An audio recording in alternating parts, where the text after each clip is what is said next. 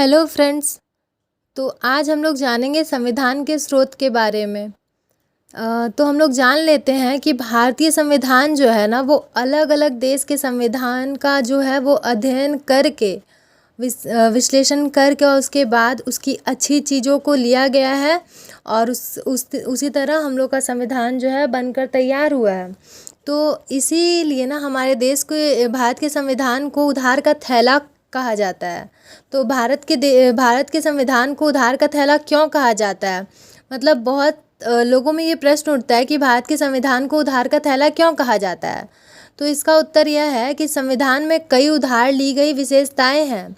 देश के संस्थापक इतने बुद्धिमान थे कि उन्होंने विभिन्न देशों से अच्छी विशेषताएं उधार ली और एक ऐसी संविधान बनाया जो भारत के लिए सबसे उपयुक्त था। तो सबसे पहले इसमें हम लोग जो है ना क्या किए कि भारत शासन अधिनियम 1935 था, उससे भारत शासन अधिनियम 1935 से सबसे अधिक चीज़ें जो है वो कॉपी पेस्ट की गई है। तो इससे भारत शासन अधिनियम 1935 से संघीय तंत्र लिया गया है, राज्यपाल का कार्यालय लिया गया है, न्यायपालिका लिया गया है, लोक सेवा आयोग, आपातकालीन उपबंध व प्रशासनिक विवरण, वो सब कुछ भारत शासन अधिनियम 1935 के माध्यम से लिया गया है।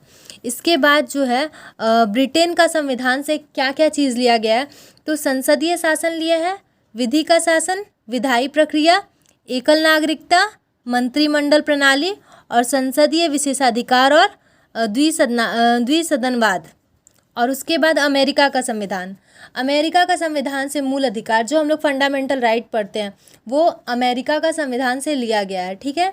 उसके बाद न्यायपालिका की स्वतंत्रता, उसके बाद न्यायिक पुनरावलोकन का सिद्धांत, उसके बाद है उपराष्ट्रपति का पद, उच्चतम न्यायालय और उच्च न्यायालय के न्यायाधीशों को पद से हटाया जाना और राष्ट्रपति पर महाभियोग, इम्पीचमेंट लगता है ना, वो सब कहाँ से लिया गया है?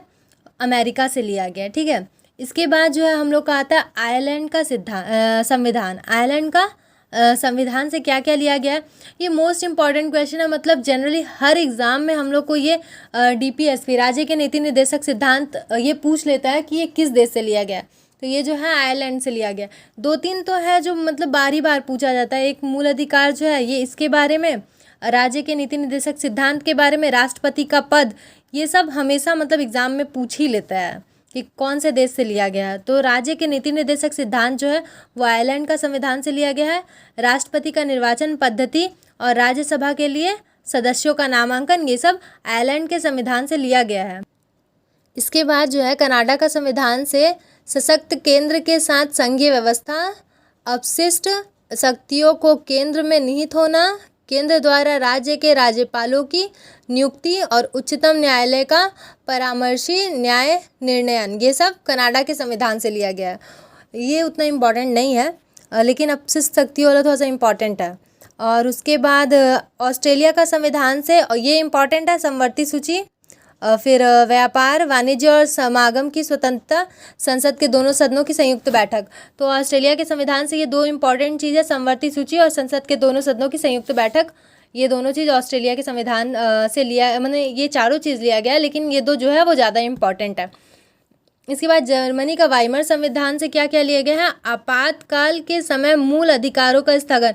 जैसे आपातकाल लगता है ना, तो कुछ कुछ जो हम लोग के मूल अधिकार होते हैं वो स्थगित कर दिए जाते हैं। तो वो जो है कहाँ से लिया गया है? वो जर्मनी के वाइमर संविधान से लिया गया है। उसके बाद सोवियत संघ पूर्व का संविधान, मूल कर्तव्य और प्रस्तावना में न्याय, सामाजिक, आर्थिक एवं राजनीतिक का आदर्श। इसके बाद फ्रांस का संविधान, गणतंत्रात्मक और प्रस्तावना में स्वतंत्रता, समता और बंधुता के आदर्श। उसके बाद जो है दक्षिणी अफ्रीका का संविधान से संविधान में संशोधन की प्रक्रिया और राज्यसभा के सदस्यों का निर्वाचन। तो दक्षिणी अफ्रीका का संविधान से ये जो इम्पोर्टेंट है, संविधान में संशोधन की प्रक्रिया किस देश के संविधान से ली गई है? तो दक्षिणी अफ्रीका का संविधान से। उसके बाद जापान का संविधान, विधि द्वारा स्थापित प्रक्रिया। तो ये सारी जो चीज़ें हैं ना, वो हम लोग का अलग अलग देशों से लिया गया है। और इसको लेने से ऐसा बात नहीं है कि उसको पूरा तरह से लेके कॉपी पेस्ट कर दिया गया, मतलब अपनी जो ज़रूरत की चीज़ें थी उसको लिया गया है और बाकी को हटा दिया गया। अपने ज़रूरत के हिसाब से गहन अध्ययन के बाद ही संविधान में जोड़ा गया है। तो ये हम लोग का संविधान का स्रोत हो गया और ये डायरेक्ट एग्ज़ाम में पूछ लेता है, इसलिए इसको रट लीजिए। धन्यवाद।